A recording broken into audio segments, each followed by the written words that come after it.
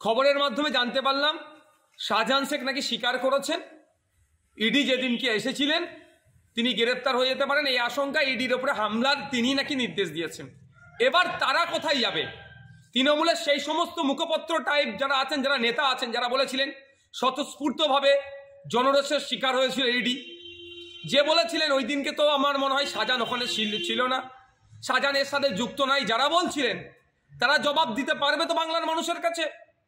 বাংলার মানুষ জানতে চায় এই ধরনের যারা ক্রিমিনাল মাইন্ডেড আছেন, যে যারা সমাজ বিরোধী, তাদেরকে বাঁচানোর জন্য জনরোষ কখনো বলেছে উনি ওখানে ছিলেন না।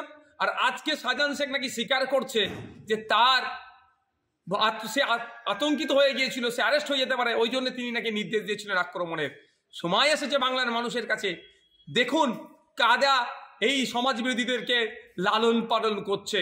যারা সমাজ বিরোধীদেরকে লালন পালন করছে তাদেরকেও সমাজ থেকে আমাদের বিচ্ছিন্ন করতে হবে গণতান্ত্রিক প্রক্রিয়াতে।